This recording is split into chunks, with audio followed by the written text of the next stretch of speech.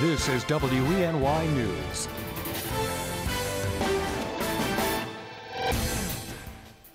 Hello and thanks for clicking on the webcast. I'm Ross DiMattei. Here's the latest now from WENY News and the Star-Gazette. Governor Cuomo has put a stop to the farm-to-food bank legislation for a second time. The bill would have given farmers a tax credit if they donate produce to local food banks. It was sponsored by Senator Tom O'Mara. Governor Cuomo says one reason he vetoed the bill is because of existing tax benefits for food donations. Local officials and representatives with the food bank are calling the governor's decision disappointing and discouraging. It costs a lot of money to grow these crops. I am not so much concerned, federal, as I am with my locality, with my state, with what the farmers here should have and deserve to have. We were hoping that this legislation, again, would recognize the folks who are already doing it out of the kindness of their hearts, but then also encourage new farmers to get involved. Local officials say they plan to reintroduce a third version of the Farm to Food Bank bill when the next legislative session begins. Meanwhile, the governor himself will visit the southern tier today. Cuomo is expected to make an announcement at the Alstom manufacturing facility in Hornell. Earlier this summer, a deal was announced between Amtrak and Alstom that could bring 400 jobs to the southern tier. WENY News will be at the governor's announcement today around 11 a.m., so stick with us on Facebook and Twitter for the very latest.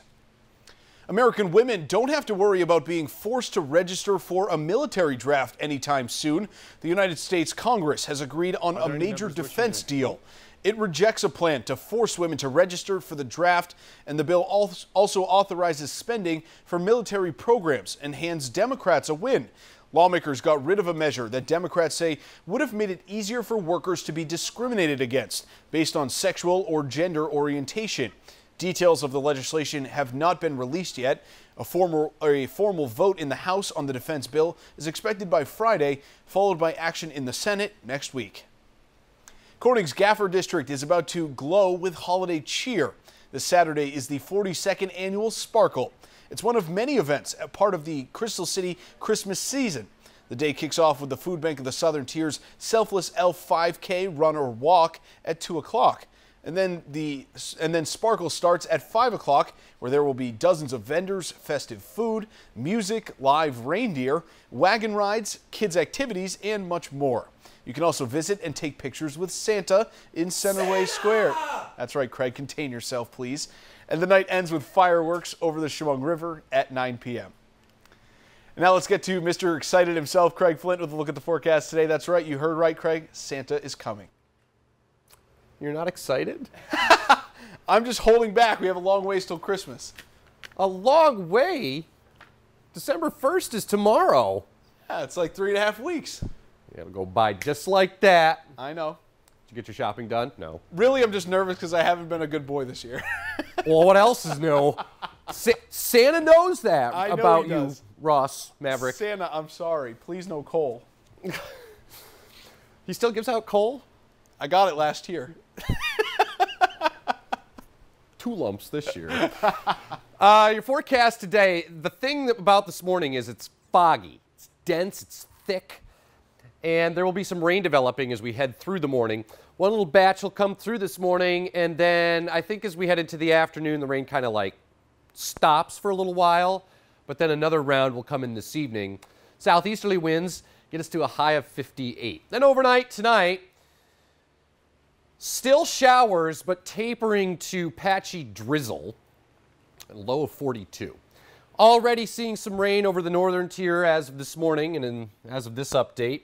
Temperatures will make it into the 50s. A high of 55 to 58 for Elmira Corning with rain developing, and same deal over the Finger Lakes as rain develops and pushes in from the south. And you'll be able to see that right here on First Warning Satellite Doppler radar. Some of this rain working its way up through southwestern Pennsylvania, around Pittsburgh as of this update, and this will continue to work its way up over us as we head through the course of the day. Let's take you a little bit farther back because I want to mention the wildfires that are raging there in eastern Tennessee around Gatlinburg and Pigeon Forge. Look, these are resort towns, and they've had mass evacuations. But notice, this looks really good, right? Getting a little rain there this morning, so that helps. the situation.